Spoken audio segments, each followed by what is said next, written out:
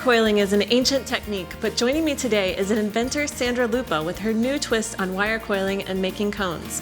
Welcome, Sandra. Thank you for having me here, Katie. It's great. And let's take a look at this bracelet, because right now you're going to show us how to make the cones. Yes. And then later we'll come back and assemble the bracelet together. All right. Great. So how do we get started? We get started by working with a cone mandrel tool that allows you to make custom cones to fit onto any of your braiding or your Viking knit or anything else that you would like to fashion a custom cone on. All right. That's so great, because it gives you a lot of versatility there. You could use it a lot of different ways. This is the tool.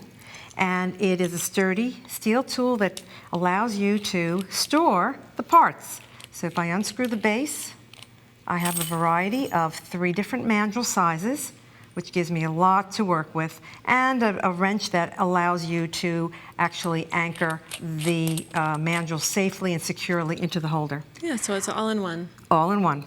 And it's very conveniently sized, so it's good to work with. I'll take the smallest mandrel and I'm going to insert it into the holder. And what I'll do is I'll take the flat side of the shank of the mandrel and just lay it in there, and then use that wrench to tighten up the set screw. And it doesn't take much, and it's secure.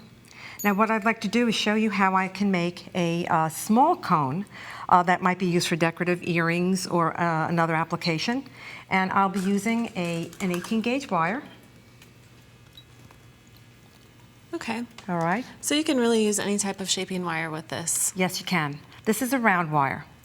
What I'll do is I can insert it into there's a guide hole, and bend some of the wire over and try to get it out of your way. So as you're winding, you're not poking yourself.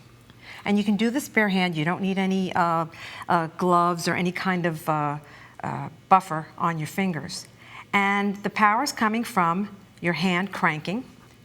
That's my non-dominant hand doing that work. And my index finger and thumb of my, my right hand, my dominant hand, is actually just guiding the wire so that it lays down in place. Perfect. Yeah, you know, it's so easy to do this, and I like the idea of creating your custom components too. Yes. You could use it on multi-strand necklaces even. Well, there's a lot of variety in color, texture, and certainly size. Right. So that's a plus, and actually that's what led me to invent the tool. Needing your own custom components, you mean? Yeah, just be able to make a design from start to finish, complete. Right. All right, so I've gone almost up to the tip, and I can cut it easily away with my semi-flush cutters. And I must remove it from the guide hole as well, and easily remove it. Great. So there is my cone made on the smallest one. Okay. Now what I'll do is easily be able to, well, let me take this one and add the mid-size cone, which has a diameter of about 8 millimeter at its base. Tighten it in again. Tighten this one in. All right. Okay. And what I'd like to try is a different kind of wire. This is a half-round bare copper wire. And I think I'll work from this little bundle.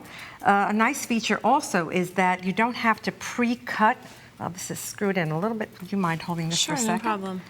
This is screwed in a little bit off to the side. Oh yeah, you want to make sure it's perfectly straight so your yeah, cone's otherwise straight, right? you feel Off wobbly.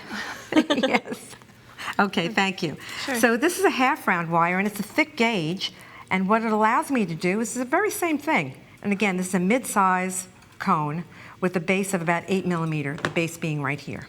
Now watch this. Because the wire is half round, it is domed on the top, but it's flat on the underside. So it actually hugs the steel mandrel and allows you to create nice, tight wraps, and quickly and easily. I mean, I've picked up the speed on my cranking, but you can just enjoy the process and take it as far as you want. This is about 1 inch. Right. Okay. What I'd like to do is to show you how also, although most of my designs can be made on the holder, with the holder in your hand, there's another way to go, and that is to take the mid-size mandrel, to duplicate this idea, and come on over to a universal chuck. I think they call it Jacob's chuck, universal chuck, and this is a coiling mechanism with a chuck attached. So I can insert my mid-size cone in here, tighten it up. It has teeth, so it clamps down to whatever your shank size is.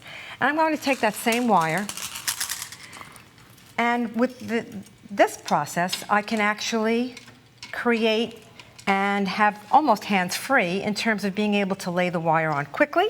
Oh, yeah. And closely. Right, so you can see that it makes it really even. Exactly. So 2 wires, same wire, and two different approaches. Right. Okay. And you can also add the different patinas since you're using that bare copper wire. Oh, of course. You can torch fire it. Yes, very much so. You can antique it, you can patina it. Let's take a look at these just real quick while you're setting up your next one, because you can see this one is in process. It's already been torch patinaed, right? Yes, or it has. you could even use liver of sulfur or any type of You can, yes. patina. Verdigris is also quite nice. Right, and then this one is bare copper, but you have your beads inside. Yeah, and there's a finished design with some lampwork beads that in the green necklace right there, green and blue, that I very much like. Same type of piece. And that's with the half-round wire as well. Okay, so now we're ready to make our cone that we're going to use on the bracelet. Yeah, now I'll clear the board here just a little bit so that we focus on using the large cone and also working with this pink wire. I like the idea of using some different colored wires here too. You can really make it look great with your beads. Oh, I know. I think that look is real custom.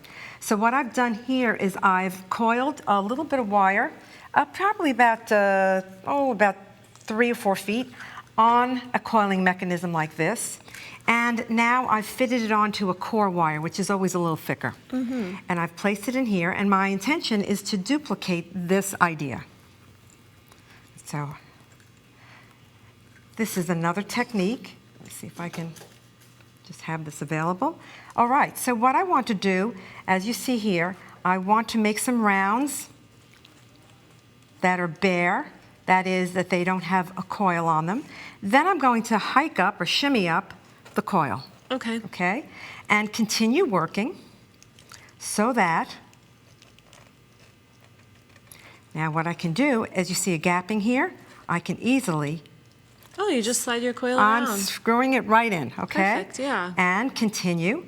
Now what I do want to do is to, when I come close to the end, I like in some cases to take the wire, move the wire away, that coil only, and snip away just at the coil. Okay, and it looks like you used a very thin diameter of wire, or thin gauge of wire. It's a 26, so it's very thin and very decorative. Yes. But what I'd like to show is that now that I've released the excess coil, I can come in and finish off the cone with the same core wire that was at the base. Oh, nice. Gives it a really finished look. Yes. And then you also get your contrasting colors too. Yes. Looks great. And snip that away too, nice and close. Right. And remove it from the guide hole. All right. And this is ready to then apply to the cone end of the kumihimo braid nice. that I'm working on. Okay, so many pretty examples here. Let's take a look at your earrings too, the green earrings here. That one is a tassel topper. It is, yes. Tassels are popular right now. I think they've always been great. I love them. And making a custom cone is a great way for you to add as many strands of whatever you're putting in as a tassel, or as few as you want. Right.